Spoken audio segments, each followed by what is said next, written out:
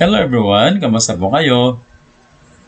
Ngayon po, pag-uusapan na naman natin ang isa pang topic known as DepEd Prescribed ESAT for School Year 2020-2021. Ano po ba ito?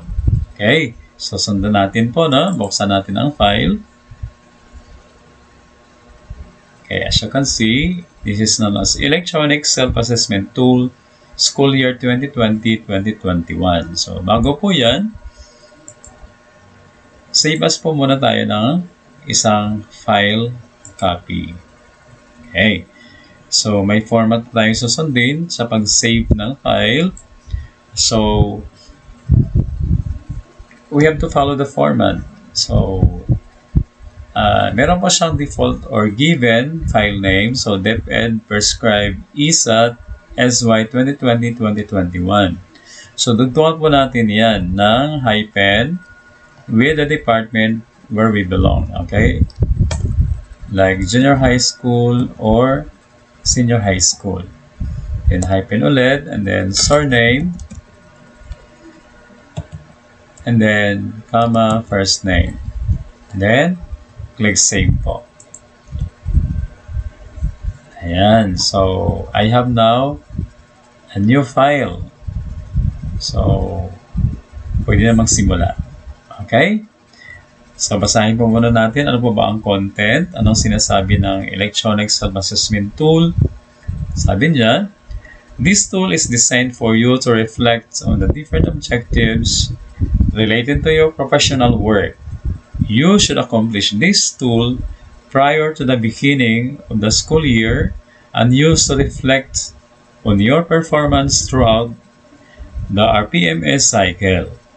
The result of your self-assessment will guide you on which RPMS objectives to improve and on what areas you need coaching and mentoring. So other school personnel, including a school head, are not allowed to see the results of this tool. However, you can discuss with them your IPCRF development plan based on your self-assessment. Please accomplish this tool individually and submit the file copy to the school head or department head for school-wide consolidation. Please print a copy of the result for the preparation of your IPCRF. Okay? So, sinasabi po niya, kailangan nating i-accomplish ito. And then, after that, save tayo ng file and submit to our department head. Okay? Or to our school head for consolidation. But you need to print also your file copy for your reference and submit that soft copy, as I said, so our respective department head. Okay, so let's start. We have this privacy notice, so I authorize the personnel of the Department of Education to collect, process, retain, and dispose my personal information in accordance with the Data Privacy Act of 2012. So, agree or disagree, we have to click agree. Okay. So, in the first part is the demographic profile. So, sulat po natin yung ating pangalan.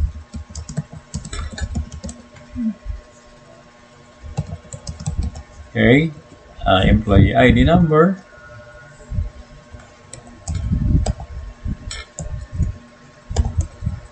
Okay, and then our position. Mine is Master Teacher 2. So, scroll down nyo lang po para makita yung options. Ayan, regular permanent. No, notice nyo po, nag-iba yung kulay ng aking screen. So, pag empty siguro ay blue and pag teacher 1 to 3 ay light green. Okay, sa age bracket naman, piliin natin kung ilang taon na po tayo kung saan tayo papasok dyan. Okay, and number of years in teaching. So, bilangin niyo po kung may 10 years na kayo or less than, so piliin niyo po yon. Highest degree obtained. So, MA. Ito pong level taught and grade level taught, wala pong laman yan. unahin po natin yung curricular classification. So, doon po naka-base yun. So, yung school natin ay grade 7 to 10 and 11 to 12. So, yan po yung ating curricular classifications. And then, click our level thoughts. So, lumabas na po yung options. So, senior high or junior high. Then, grade level thoughts. So, meron tayo dyan option 11 or 12 pag senior high. Pag junior high, so lahat po ng options from 7 to 10. Meron po yan. Then, region po natin, of course, we are in CR, National Capital Region, and division is Division of Valenzuela City Municipality. Isusulat po natin yon. So, we are in District 2 Municipality of Valenzuela City. Okay, and then our school ID, huwag natin kalimutan. So, 305-441 po ang ating school ID. School name, of course, Valenzuela National High School. Then, school type, we belong to the urban area. So, school size, we are large. Very large because we are too many. Malaki po yung school natin. So, very large pa tayo. Then, in the areas of specialization or area of specialization, mamili po tayo dyan kung saan kayo na-belong. Kung English ba, Filipino, Math, General Science, Biology, Chemistry. Mine is on PLE, HE, TVL. So, TVL po yung option ko. Then, subject stud. Or subject thought, wala pa ako ito sa options. So, kailangan ko siya piliin yung others and then specify. So, I have to type the subject. Computer System Servicing. Ito po yung aking subject na tinuturo. So, yun yung aking pinili. Sinulat. Okay. Then, after that, we're done with the first part, the demographic profile. So, click next. Okay, so we are now in part 2, objectives. Objectives na po tayo. So, dalawa po yung pagpipilian natin dito. So, yung level of capability and priority for development.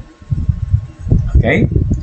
So, para makita po yung ating screen, palitan ko ng bahagya. Kasi natatabunan ng aking likod.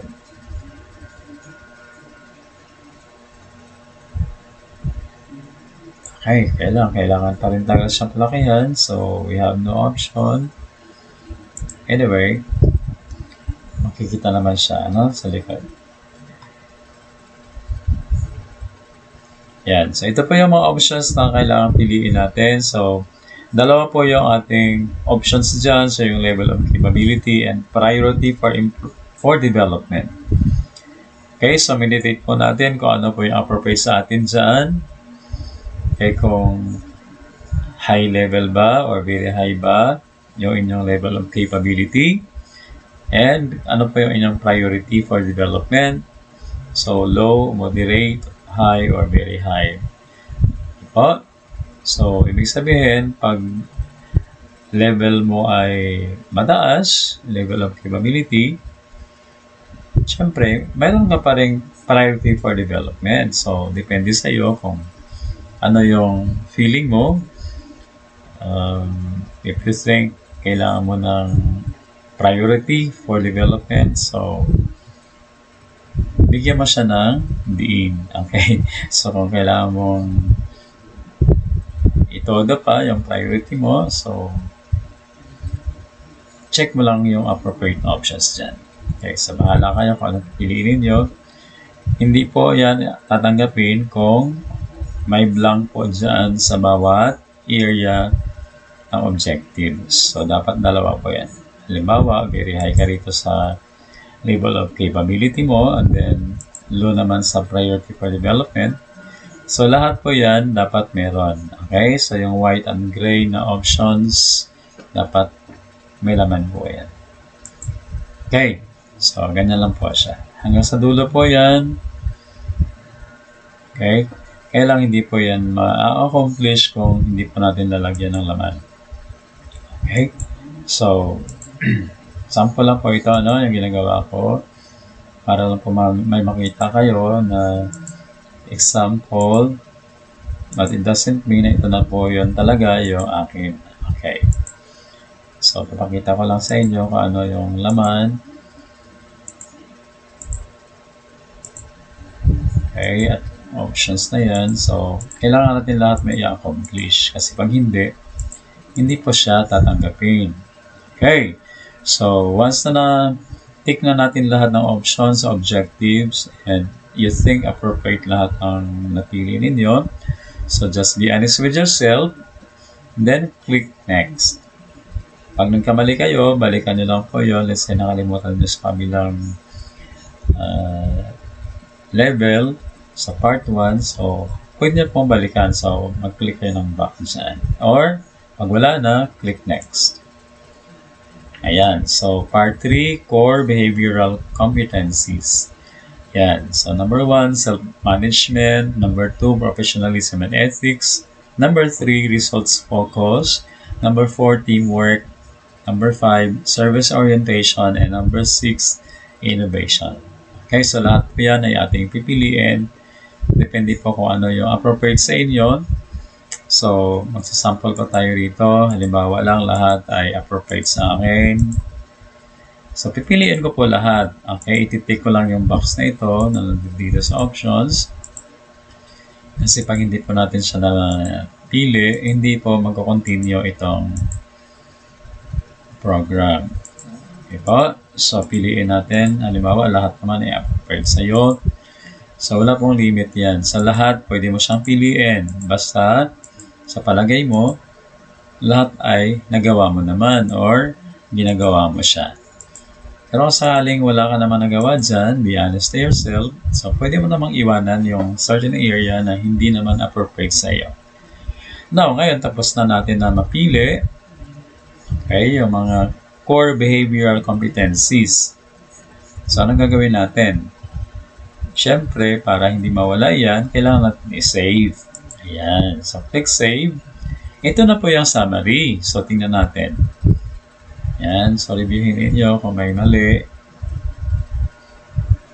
Okay. Pag may mali, para sa palagay mo, uulit ka. Kasi, wala na po siyang option para balikan yung content na ginawa mo. So, if you think ready na, so print mo na siya para meron kang copy, personal copy mo ng hard copy, kasi isasubmit po natin yung soft copy neto sa ating mga department heads for consolidation. And then, isasubmit din po yan sa Office of the Principal. Then, tutulong din po ako as ICT coordinator para ma-consolidate yung mga files na ito. And then, para po ma-submit din sa division office for a definite time or date. And then, yung division office naman, mag-consolidate again sa lahat ng mga schools. And then, isasubmit din po nila yan sa region. And the region will consolidate again sa lahat po ng kanyang nasasakupang mga divisions. And then, submit na po siya sa central office. Okay. So, I presume na-print na po natin, ano? So, yan na yung data. So, kompleto na siya. Then, click finish. Ayan. So, nagre-require po siya ng password. So, kailangan niyo po i-type yung matibay na password. Hindi po siya makakalimutan. So, kailangan po isulat ninyo ang inyong mga password. Kasi pag hindi, at na-finalize na, hindi nyo na siya mabubuksan kasi naka-password po. Yan. Okay, so pag-click natin ng view rito, maghihingi ulit siya ng password para makita mo yung file, yung content. Okay, and then click view ulit kung na-password mo, and then pag-finish, ayan. So pag may password na siya at nag-finish ka ulit, wala na siyang hinihing password. Pero pag nag-view po tayo, may password po siyang hinihingi for privacy purpose. Okay, so yan po. Yan, napakadali lang naman siyang gawin. So hanggang dyan lang po yon. Then after that, as I said, yung soft copy, isasubmit po natin sa ating mga department head para mayroon tayong may consolidate na file. So lahat po tayo magsasubmit kasi requirement po natin ito. Okay, so ganoon lang po siya kadali. So I hope na lahat naman ay naintindihan, malinaw naman ang pagkasabi ko or pagpaliwanag. And ang content naman yan ay self-explanatory naman siya. Madaling intindihin. Okay, so with that po, thank you so much. And I wish you good luck sa ating susunod pa na mga endeavors. Okay, bye-bye muna.